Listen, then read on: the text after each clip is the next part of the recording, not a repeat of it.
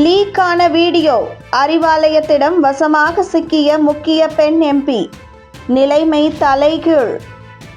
விருகம்பாக்கம், சைதாப்பேட்டை, தியாகராய நகர், மயிலாப்பூர், வேளச்சேரி, சோழிங்கநல்லூர் போன்ற தொகுதிகளை உள்ளடக்கியது தென் சென்னை. மிகப்பெரிய வர்த்தக நிறுவனங்களையும் தகவல் தொழில்நுட்ப நிறுவனங்களையும் கொண்டுள்ள இந்த தொகுதி படித்தவர்களை அதிக எண்ணிக்கையில் கொண்டது. வெளி மாநிலத்தவர், வெளி மாவட்டத்தைச் சேர்ந்தவர்கள் பெரும்பாலானோர் அதிக அளவில் வசித்து வரும் அதிக அடுக்குமாடி குடியிருப்புகளை கொண்ட தொகுதியும் தென் சென்னை தொகுதி. ஆனால் இப்பகுதியில் குடிநீர் இணைப்புகள், கழிவுநீர் இணைப்புகள் வழங்குவதில் இன்னும் சிக்கல் உள்ளதாகவும், பெரும்பாலான பகுதிகளில் கழிவுநீர் இணைப்புகள் இதுவரை வழங்கப்படாமல் இருப்பதும் தென் சென்னை பகுதியில் முக்கிய சிக்கலாக உள்ளது.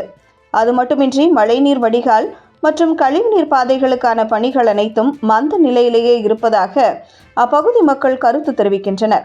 அதிலும் குறிப்பாக வேளச்சேரி, விருகம்பாக்கம், தியாகராய நகர், சைதாப்பேட்டை போன்ற பகுதிகளில் போக்குவரத்து நெரிசல் எப்போதுமே அதிகமாக இருப்பதாகவும், அதனை தீர்ப்பதில் அதிக கவனம் செலுத்த வேண்டும் என்பதும் இப்பகுதி மக்களின் நீண்டகால கோரிக்கையாக இருந்து வருகிறது. இப்படி அன்றாடம் மற்றும் அவசிய தேவைகள் அனைத்தும் நிறைவடையாத இந்த தொகுதியில் சமீபத்தில் மிக்ஜாம் புயலால் ஏற்பட்ட மழை பாதிப்பும் பெருமளவில் இருந்தது. அதிக மக்களும் அதிக குடும்பங்கள் வசிக்கும் இந்த தொகுதிகள் முழுவதுமே மழை நீரில் மூழ்கியதாகவும், குடியிருப்பு பகுதிகளுக்குள் மழைநீர் புகுந்து அத்தியாவசிய பொருட்களை வாங்க முடியாமல் மக்கள் தத்தளித்த நிலையில் சந்தித்ததாக தென் சென்னை பகுதி மக்கள் அரசின் மீது கடும் அதிருப்தியை தெரிவித்தனர். இதனால் 2024ஆம் ஆண்டு நாடாளுமன்ற தேர்தலில் தென் சென்னை பகுதி மக்கள் இனி அடுத்து திமுகவிற்கு வாக்களிப்பார்களா என்றால் பெருத்த கேள்விக்குறிதான்.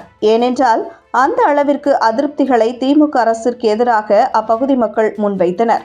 மழை பாதிப்பின் பொழுது அத்தியாவசிய பொருட்களும் கிடைக்காமல் மழை நீரில் தத்தளிக்க விட்டு வடிகால் பணிகளில் மந்த நிலையை காட்டி வந்த திராவிட மாடலை இப்பகுதி மக்கள் கேள்வியால் கிழித்து தொங்கவிட்டனர். இப்படி தென் சென்னை முழுவதுமே திமுக பின்னடைவை சந்தித்துள்ள நிலையில் அந்த தொகுதி எம்பி முழு அலங்காரத்துடன் ஒரு சினிமா நடிகை போன்று ஒப்பனைகளை செய்து அலங்கரித்து கொண்ட வீடியோவை இணையங்களில் வெளியிட்டுள்ளார். இந்த வீடியோ வைரலானதை அடுத்து தென் சென்னை மக்கள் அனைவரும் இங்கு திமுகவை நோக்கி அதிருப்திகளையும் குற்றங்களையும் முன்வைத்து வருகின்றனர். ஆனால் தென் சென்னை தொகுதி சட்டமன்ற உறுப்பினரும் போட்டோ ஷூட் மற்றும் தன்னை நடிகை போல் அழகுபடுத்தி கொண்டு வீடியோ எடுத்து வெளியிட்டு கொண்டிருக்கிறார். ஆக மொத்தம் 2024ஆம் ஆண்டு சட்டமன்ற தேர்தல் திமுகவின் தலைமை மற்றும் அறிவாலய குடும்பத்திற்கு மட்டுமே முக்கியம். திமுகவை சேர்ந்த மற்ற உறுப்பினர்கள் மற்றும் நிர்வாகிகளுக்கு தேர்தலை குறித்த கவலை இல்லை என்ற விமர்சனங்கள் முன்வைக்கப்பட்டு வருகிறது. இதனால் கடுப்பேறிய அறிவாலயம் இனி அடுத்த தேர்தலில் சீட்டு கேட்டு வாருங்கள், அப்பொழுது உங்களுக்கு இருக்கு என்று தென் சென்னை தொகுதி நாடாளுமன்ற உறுப்பினரான தமிழச்சி தங்கபாண்டியனை கண்டித்ததாகவும் தகவல்கள் கசிந்துள்ளது.